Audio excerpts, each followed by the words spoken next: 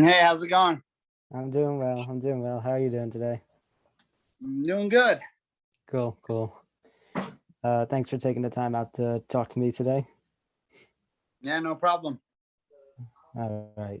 So, uh, just give me 1 second here. Okay, we're good. Ready to go? Yeah, I'm ready when you are, brother. Perfect. All right. Clay Collard, thank you for taking the time out to talk to me today about your upcoming fight with the PFL. Yes, And sir. I'm very excited. definitely could tell. So just to start things off, so now, obviously, you started boxing pro fights in 2017. You've been exclusive to boxing since mid 2019. What led you into first pursuing the boxing career? And then was there any trepidation or uncertainty in going back to mixed martial arts? Mixed martial arts was always my end goal. I signed with the PFL in late 2019.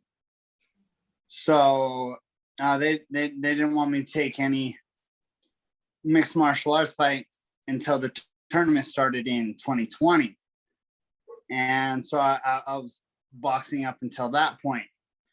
2020 rolled around and we had the pandemic, and PFL canceled the tournament until 2021. So that's why I just kind of stuck with boxing. Yeah, I've been waiting for this tournament, man. So It feel good to finally be able to get back in the cage.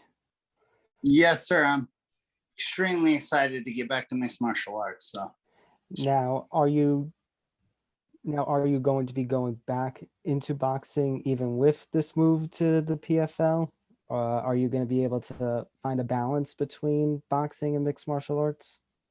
right now my sole focus is on this tournament and PFL. So I'm not thinking ahead of that. I have this fight with Anthony Pettis. Mm-hmm. Who knows who I get after that? Who knows who the next matchup is. So right now my focus is on PFL and on this next fight, and that's as far ahead as I'm looking. So Sounds good. But now you did receive a lot of attention in 2020, despite the fact that the PFL tournament was canceled till this year. You had plenty of success in boxing last year, and it earned you quite a bit of attention, especially with how much you were competing during the time of the pandemic. What did you attribute, first of all, to your success in the ring? And then what was it like to get, all that praise from both the boxing and MMA communities? um I mean, I owe this success to hard work. I After I got cut from the UFC the first time around, I took a 2-year break, and I kind of revamped and refocused and made sure that this fighting thing was what I wanted to do in life. So after that 2-year break, I came back on a mission, and I've been working hard ever since. So that's what I owe the success to, is just hard work. As far as all the attention, I mean, I think it's well deserved and much needed. So yeah, I love all the support, and I'm gonna keep working hard, and I'm gonna keep chasing after my dreams. So Cool. So now, what was it that attracted you to join the PFL? Did the regular season format and the pacing of the fights play a role in the decision? yeah, definitely, man. I love that. If you win, you move on. There's no politics involved. It's who's the best. Who performs the best. So there's no, pardon my language, but there's no bullshit. You Mm-hmm. show up, you fight, you win, you move on, and that's what I love to do: show up and fight. So yeah, the $1 million at the end is obviously a big pull. Right. I mean, who doesn't want to win $1 million?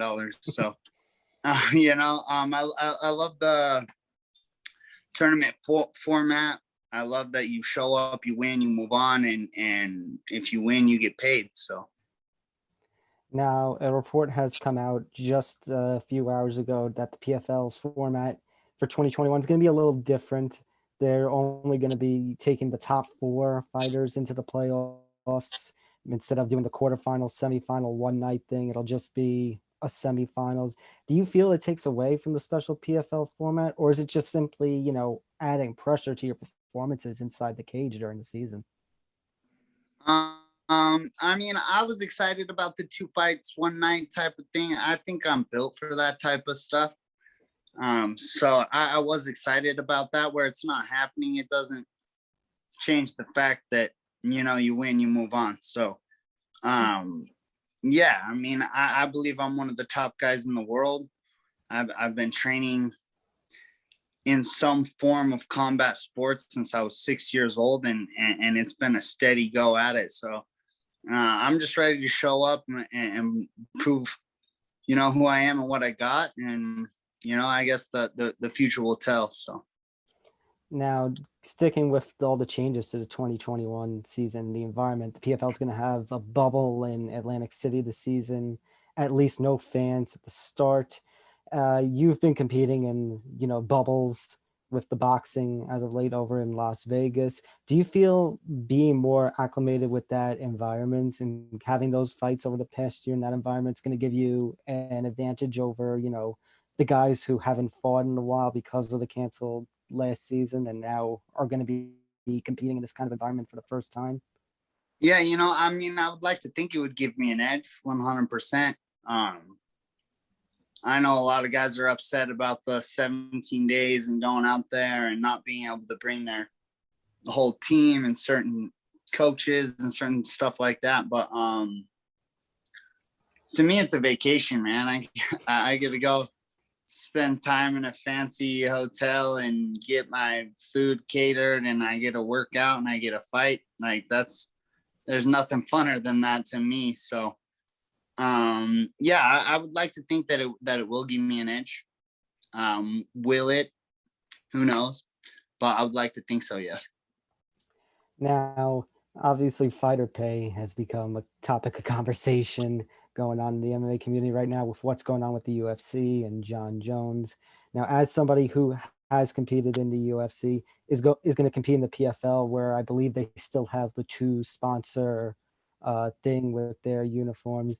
And your UFC experience, your experience of both MMA and boxing. What do you make of all that's going on right now? I try not to think too much of it, man. I just thought I want to show up and do my job. Everybody else can worry about themselves, If they don't feel like they're getting a fair shake, that's on them. I feel like I'm definitely getting a fair shake, and I want to show up and do my job. So that's where I'm at with everything. Fair, fair. So now let's talk about this fight a little. Anthony Pettis, former UFC champion, former WEC champion, submission win over Benson Henderson, a number of great moments. Of course, the Showtime kick off the cage and the final WEC show. Just in your own words, how do you sum up the career of Anthony Pettis, his legacy, and what do you make of him as a fighter? It's epic, man. He's done things that nobody's done. So yeah, that's an epic career, man, so far. So yeah, it's awesome. He's an awesome fighter, man. I'm excited to share the ring with him, share the cage with him. So Now, would you consider Anthony your biggest test in terms of MMA opposition? Are you looking at the field, and is there anyone in particular besides Anthony that you could see as being a tough test? I think every single person in the PFL is top notch, and they all bring, their own danger. So yeah, everybody's a test. Anything can happen in the fight game, man. That's what makes it so exciting.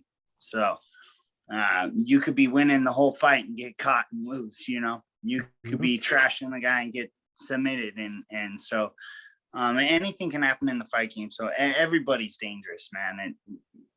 And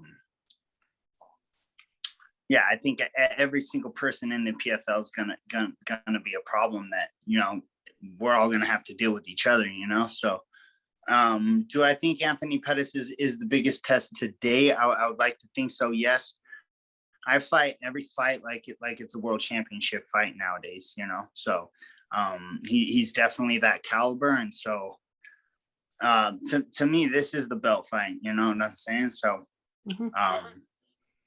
yeah, I mean, I'm excited for it, man. I've been working hard, and I'm ready, and I'm ready to go showcase my skills and prove what I got against one of the best guys in the world. So. Awesome, awesome. One last thing here from me, just simply what's going to be the biggest thing that you have over Anthony that's going to lead you to a win? Obviously, a heck of a striker, uh, has some decent grappling skills too. He submitted Benson Henderson. Just what's it going to be like in that fight, and what's going to give you the win?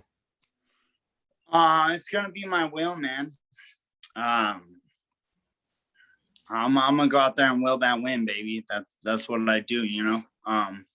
He might be better in some places. I might be better in some places. It's whoever's gonna go out there and make it happen. And I believe, you know, I'm hungry. I haven't won no belt. He's at his belt, so I'm hungry, man. I'm young. I'm that young, hungry lion, man, and I'm ready to come fight. So I'm gonna bring it. Awesome, awesome, Clay. That's going to do it for me. Thank you so much for your time, man. Best of luck against Anthony. Best of luck this season. Thanks, man. Have a good one. You too. See you around.